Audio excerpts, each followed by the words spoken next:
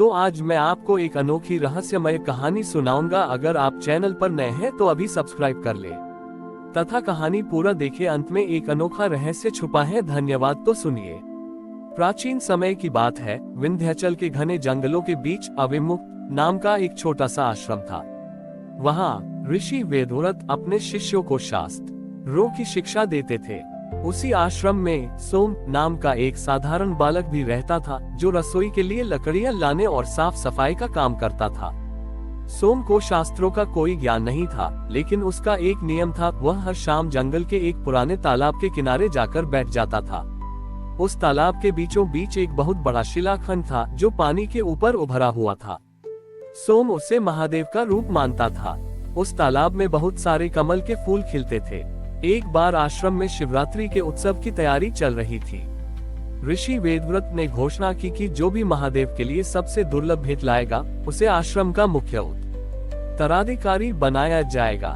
सभी शिष्य दुर्लभ औषधियां, स्वर्ण पुष्प और कीमती रत्न खोजने निकल पड़े। सोम के पास कुछ नहीं था। उसने सोचा कि वह उस तालाब के सबसे सुंदर और बड़े कमल को तोड़कर लाएगा। लेकिन जब वह तालाब पर पहुंचा, तो उसने देखा कि उस बड़े कमल के फूल के नीचे एक छोटी सी मछली फंसी हुई थी। वह मछली जाल के एक पुराने टुकड़े में उलझी थी और तड़प रही थी। सोम दुविधा में पड़ गया। यदि वह फूल तोड़ता तो मछली को और चोट पहुंचती, और यदि वह मछली को बचाने जाता तो कीचड़ की वजह से फूल खराब हो जाता।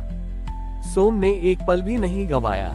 उसने उस दुर्लभ फूल की चिंता छोड़ दी और पानी में उतरकर बड़ी सावधानी से उस मछली को जाल से मुक्त कर छोटी लिया।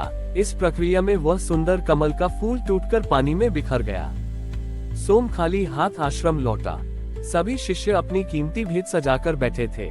ऋषि वेदव्रत ने सोम से पूछा, वत्स, तुम तो खाली हाथ आए हो, क्या तुम्हें कुछ नहीं मिला? उद्धरण चिन्ह। सोम ने सिर झुकाकर सारी बात बता दी और माफी मांगी। तभी आश्रम के भीतर एक अलौकिक सुगंध फैल गई। अचानक उस पुराने तालाब का पानी चांदी की तरह चमकने लगा और आश्रम के बीचों बीच साक्षात महादेव प्रकट हुए। उनके गले में कोई रत्नों की माला नहीं थी, बल्कि वही साधारण जल था जो सोम ने मछली बचाते समय छिड़का था।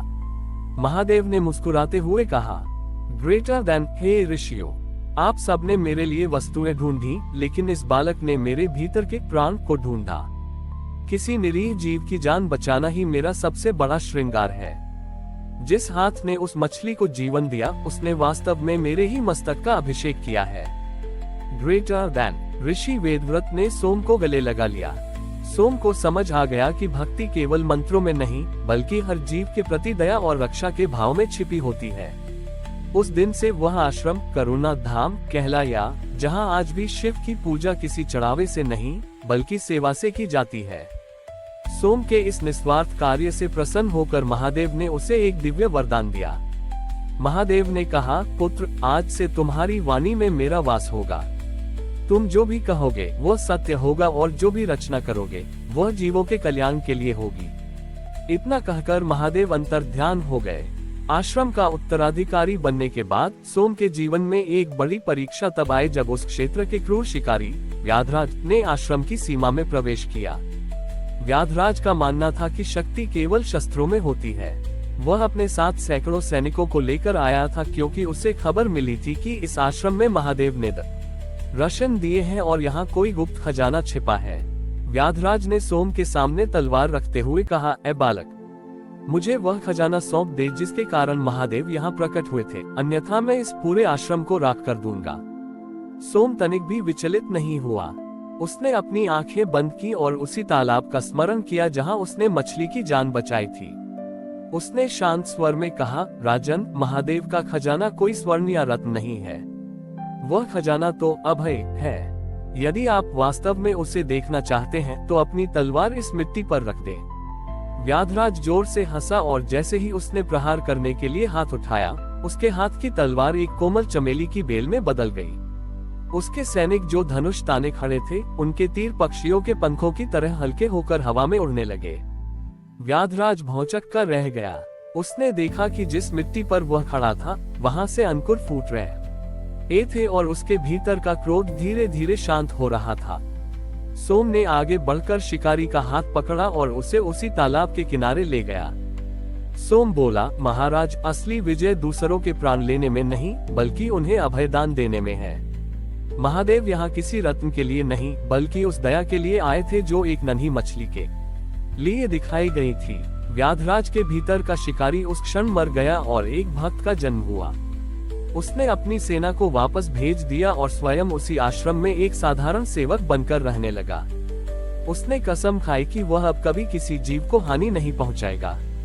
समय के साथ सोम ने उस स्थान पर एक जीव वाटिका बनाई जहां घायल पशु पक्षियों का उपचार किया जाता था। कहा जाता है कि उस आश्रम में शेर और हिरण एक ही घाट पर पानी पीते थे। सोम ने सिद्ध कर दिया कि जहां महादेव की करुणा का वास होता है, वहां हिंसा अपना मार्ग स्वयं बदल लेती है।